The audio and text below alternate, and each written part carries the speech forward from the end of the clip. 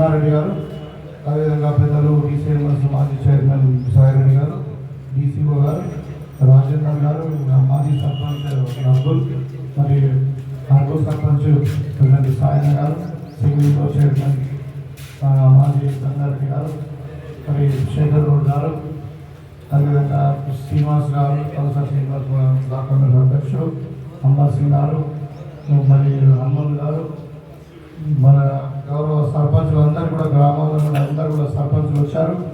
వారికి రమణారెడ్డి గారికి, మరి వసంత్ గారికి, సురేష్ గారికి, పేరు పేరు నాగర్బాయ్, మరి మీదే మండలం నుండి వచ్చినటువంటి శాంసంగ్ గారు, అంతపు జంగాది గారు, అందరూ కూడా పేరు పేరున ముఖ్యంగా ఈ ప్రాంత రైతులకు, మహిళా సోదరులకు, పత్రికా విలేకరులకు, మరి అగ్రికల్చర్ డిపార్ట్మెంట్ అధికారులకు, ఎంపీడీఓ గారికి, ఎంఆర్ఓ గారికి, సెక్రటరీలకు పేరు పేరు అందరూ కూడా నమస్కారం తెలియజేస్తూ,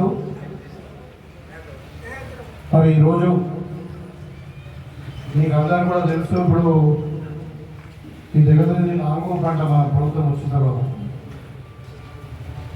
కొద్దిగా ఒక 4 రోజులు ఆలస్యం అయితే అయిండొచ్చు, కానీ ఎక్కడ కూడా రైతుకు ఇబ్బంది కాకుండా ప్రతిసారి మనం గతంలో అంటే నేను ఇప్పుడు మన దగ్గర ఒక 2 లక్షలు వస్తే ఎక్కువ.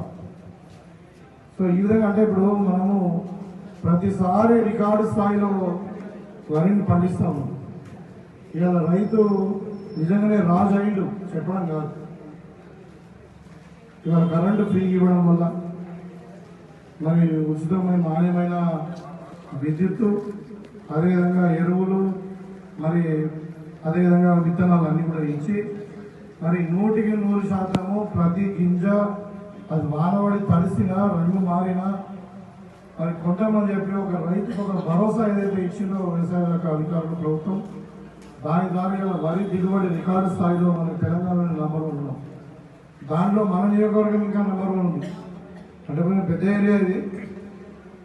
అంటే ఒకప్పుడు చెప్పేవాళ్ళు బోధన అంటే మరి వరి బాగా పడుతుంది, బాన్సవాళ్ళు అంటే బాగా వరి పడుతుంది. ఇప్పుడు మన దగ్గర 100 కంటే ఎక్కువ పడుతుంది.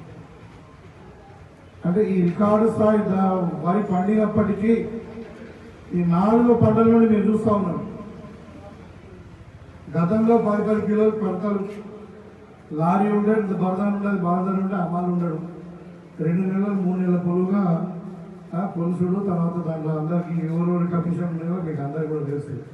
లాస్ట్లో వచ్చేసరికి రైతుకు 20,000 30,000 కట్ చేసి 3 నెలలకు ఇచ్చటం.